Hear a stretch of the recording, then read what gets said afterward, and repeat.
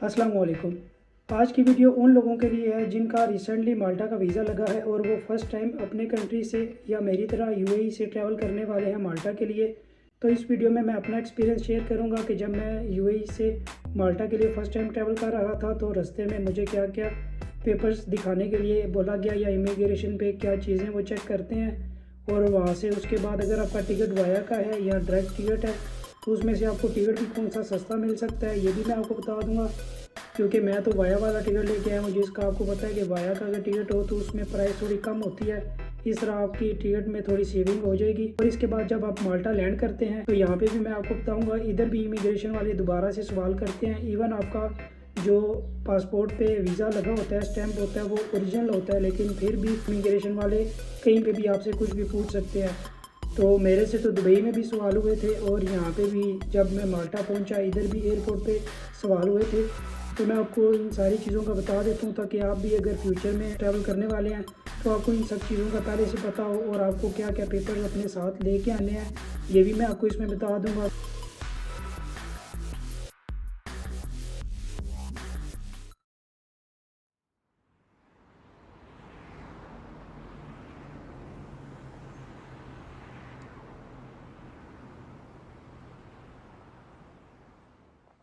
जी तो ये आप देख सकते हैं मेरे चारों तरफ ये जितने भी है ये सारे लेबर कैंप्स हैं। रूम का टूर कराता हूँ थोड़ा बहुत। ये एक पूरा कैंप है जिसमें कंपनी में सारे काम करने वाले लोग रहते हैं ये सारे। जी तो अभी मैं आपको एक ये रूम, मेरे रिश्तेदार का ही रूम है, तो मैं भी आपको रूम में आया था, मैं दिखा देता हूँ। तो वीज़ा लगने के बाद मैं पाकिस्तान चला गया था। पाकिस्तान से वापसी पे मैं इधर ही दुबई वापस आया हूँ क्योंकि पाकिस्तान से ट्रैवल करना थोड़ा मुश्किल है। मैं कैंप में आया था तो सोचा जाने से पहले कैंप की कुछ थोड़ी बहुत इन्फॉर्मेटिव वीडियोज़ ही बना लूँ। इसमें कपड़े डालने होते हैं, फिर इस जगह पे सर्फ़ डाल के बंद करके दरवाज़ा बंद करके फिर इस जगह पे जो ही सिक्का डालेंगे तो मशीन को पता चलेगा सिक्का डाल के, बस फिर वो चलना स्टार्ट हो जाएगी। तकरीबन 20 मिनट चलती है एक दिरहम में।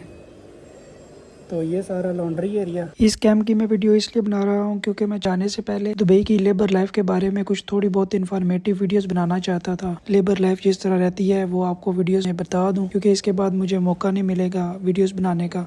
तो ये देखें, ये किचन है जिसमें सारे लोग जितने भी इस कैंप में रहते हैं सारे इकट्ठे मिलके खाना बनाते हैं। तो आप देख सकते हैं इतनी ज़्यादा आवाम है, तरह तरह के लोग हैं, सारे नेशनलिटीज़ मिक्स इधर खाना बनाते हैं, तो थोड़ा मुश्किल हो जाता है। ये मैं इसलिए वीडियोस बना रहा हूँ ताकि आगे जाके मैं दूसरे कंट्री में जिसमें भी जाऊँगा वहाँ की और यहाँ की दुबई की लेबर लाइफ में क्या फ़र्क है ये आपको मैं इन फ्यूचर बता सकूँ। जी तो अब हम जा रहे हैं शॉपिंग करने के लिए। यहाँ पे लेबर एरिया में जो शॉपिंग वाली मार्केट्स होती हैं वो थोड़ी सस्ती होती हैं, तो हम लोग इधर शॉपिंग करने के लिए जा रहे हैं क्योंकि मेरे कुछ दोस्त जो वहाँ पे रहते हैं माल्टा में, उन्होंने मुझसे काफ़ी सारी चीज़ों की डिमांड की थी। उन्होंने बोला था कि ये चीज़ें भी ले आना और उन्होंने मुझे कुछ सामान भी बताया था कि आप आने से पहले ये सामान अपने लिए ले आना क्योंकि यहाँ पे बहुत सारी चीज़ें महंगी मिलती हैं। तो यहाँ से इसीलिए मैं अपने रिश्तेदारों के साथ जा रहा हूँ आज शॉपिंग करने के लिए। तो जो चीज़ें आपको इन फ्यूचर लेके जानी चाहिए वो भी मैं आपको भी बता दूंगा क्योंकि वहाँ पे चीज़ें बहुत महंगी मिलती हैं। तो इससे अच्छा यही है कि आप जिस भी कंट्री से, चाहे अपने कंट्री से जा रहे हैं या दुबई से जा रहे हैं, तो आप शॉपिंग उधर से ही करके जाएँ। तो हमारी शॉपिंग भी कम्प्लीट हो गई है और बैग हमने ये रेडी कर लिया है। इसके अलावा अब आपको मैं डॉक्यूमेंट्स का बता देता हूँ कि क्या क्या डॉक्यूमेंट्स लेके जाने हैं ज़रूर,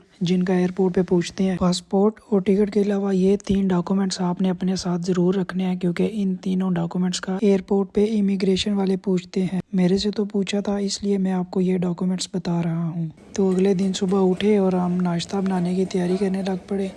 ये जो सामने खाना बना रहे हैं ये मेरे मामू हैं, तो इन्होंने सुबह मुझे नाश्ता वगैरह करवाया और एयरपोर्ट छोड़ने के लिए भी यही लोग गए। तो एयरपोर्ट सुबह जाने का जो टाइम था वो मेरा सुबह 5 बजे था, वो भी तक अंधेरा ही था जब हम घर से निकल गए थे एयरपोर्ट के लिए।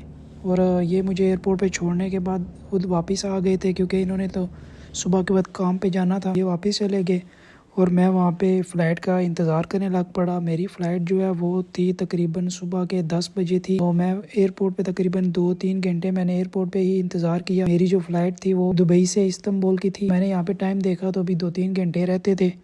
मैं फिर वेटिंग एरिया में बैठ गया। काफ़ी देर इंतज़ार करने के बाद जब 10 बजे का टाइम हुआ तो इमिग्रेशन के लिए जाने लग पड़े हम लोग। तो ये मेरे सामने काफ़ी सारी लाइन है, काफ़ी लोग थे और सेम वही बात जो मैंने आपको बताई थी कि मेरे दोस्तों ने मुझे पहले से बता दिया था कि इमिग्रेशन पे आपसे कुछ सवाल होंगे। यहाँ पे मेरा तकरीबन 1 घंटा लग गया था। उन्होंने वही डॉक्यूमेंट्स जो मैंने आपको बताए हैं इन्होंने मेरे से पूछे थे और उनको दिखाने के बाद डॉक्यूमेंट्स और उन्होंने थोड़े से मेरे से सवाल भी किए कि आपका वीज़ा कैसे लगा, कब लगा, वो सब कुछ बताने के बाद फिर आखिर उन्होंने मुझे बोर्डिंग पास दे दिए। 2 बोर्डिंग पास दिए थे क्योंकि मेरी जो फ्लाइट थी वो थी दुबई से इस्तांबुल और फिर इस्तांबुल में 2 घंटे का स्टे था और 2 घंटे के स्टे के बाद इस्तांबुल से आगे माल्टा की फ्लाइट थी। तो ये मैंने सारी इन्फॉर्मेटिव वीडियो आपके लिए रास्ते में बनाता रहूँ ताकि आपको अगर आप भी कनेक्टिंग फ्लाइट लेके आते हैं तो आपको पहले से पता हो कि इस्तांबुल अगर आप आ रहे हैं कहीं पे भी आपकी कनेक्टिंग फ्लाइट है तो आपको रास्ते में जो दूसरा बोर्डिंग पास है वो यूज करके अगली फ्लाइट में चले जाना और रास्ते में आपसे दोबारा कहीं पे भी कोई क्वेश्चन नहीं करता। तो अब मैं पहुंच गया हूँ फ्लाइट में जो कि दुबई से इस्तांबुल की थी, जो कि 4 घंटे की फ्लाइट थी और ये तुर्किश एयरलाइन की फ्लाइट थी। तो तुर्किश एयरलाइन की जो फ्लाइट है ये ज्यादातर इस्तांबुल में ही जाती है, वहाँ पे स्टे करती है और वहाँ पे 2 घंटे की स्टे के बाद एक अलग फ्लाइट थी जो वो भी तुर्किश एयरलाइन ही थी जिसने वहाँ से इस्तांबुल से माल्टा के लिए जाना था।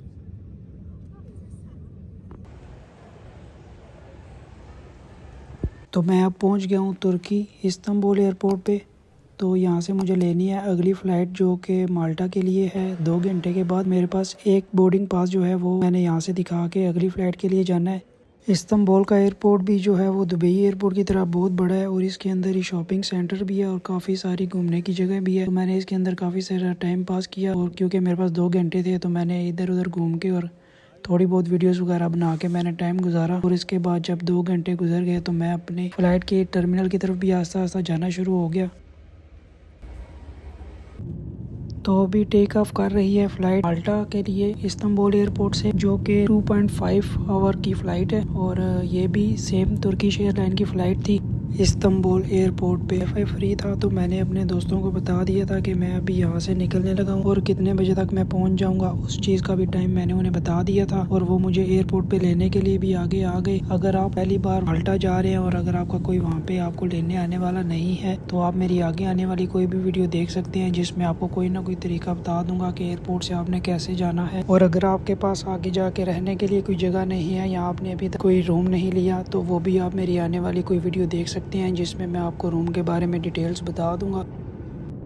तो अब हम पहुंच गए हैं माल्टा एयरपोर्ट पे। पूरे माल्टा में सिर्फ एक ही एयरपोर्ट है, ये तो आपको पता ही होगा। और यहाँ पे जब भी नए लोग पहली बार आते हैं वर्किंग वीज़ा पे उनको इमिग्रेशन वाले क्वेश्चंस करते हैं, क्योंकि मेरे से भी हुए थे और मेरी फ्लाइट में 7-8 लोग और भी थे जो नए आए थे, पहली बार आ रहे थे। कोई नेपाल से थे और कोई इंडिया से थे, तो उन सबको साइड पे कर दिया था, बाकी लोगों को इमिग्रेशन वाले जाने दे रहे थे। लेकिन नए लोग जितने भी आ रहे थे पहली बार उनको एक ऑफिस में साइड पे भेज रहे थे। कंपनी वालों को वो कॉल करके पूछते थे कि आपका बंदा आया है आज के नहीं आया, तो वो अगर कंफर्म करते हैं तभी ये एयरपोर्ट से बाहर जाने दे रहे थे। तो ये मैं सब आपको इसलिए बता रहा हूँ क्योंकि ये आपको बहुत ज्यादा जरूरी इंपॉर्टेंट टिप है कि आपने जब भी आना है माल्टा, आपने आने से पहले अपने जो है आपकी कंपनी, आपने उसको बता के आना है कि मैं इस दिन आ रहा हूँ और इस दिन मेरी फ्लाइट है। आपने उनको फ्लाइट टिकट भेजनी है, क्योंकि माल्टा एयरपोर्ट पे वो जरूर एक बार कंपनी को कॉल करके इन्फॉर्म करते हैं कि आपका बंदा आया है और उनसे इजाजत लेने के बाद ही वो एयरपोर्ट से बाहर आपको जाने देते हैं। तो मैं अब पहुंच गया हूँ माल्टा। वेदर आप देख सकते हैं कि कितना अच्छा है और ये जो मेरे दोस्त लोग हैं ये मुझे लेने के लिए आए हुए थे और अभी तो मैं इनके रूम में जा रहा हूँ, लेकिन मुझे जल्दी ही अपना रूम लेना पड़ेगा क्योंकि अगर लीज एग्रीमेंट या आईडी बनवानी है तो उसके लिए मुझे जल्दी से जल्दी अपना रूम लेना पड़ेगा। इन सब चीज़ों की डिटेल मैं आपको आने वाले किसी वीडियोज़ में बता दूंगा। तो उम्मीद है आपको ये वीडियो अच्छी लगी होगी। अगर आपको ये वीडियो अच्छी लगी है तो लाइक और कमेंट कर दें। अगर आपका कोई सवाल है तो नीचे कमेंट में आप मुझे लिख दें, मैं उसका जवाब दे दूंगा। और अगर आप चाहते हैं कि मैं किसी टॉपिक पे वीडियो बनाऊं तो वो भी आप मुझे नीचे कमेंट कर सकते हैं। मैं आने वाले दिनों में कोशिश करूंगा कि उस चीज़ पे भी वीडियो बना दूं। तो मिलते हैं फिर आने वाली किसी भी नई इन्फॉर्मेटिव वीडियो के साथ। अल्लाह हाफिज़।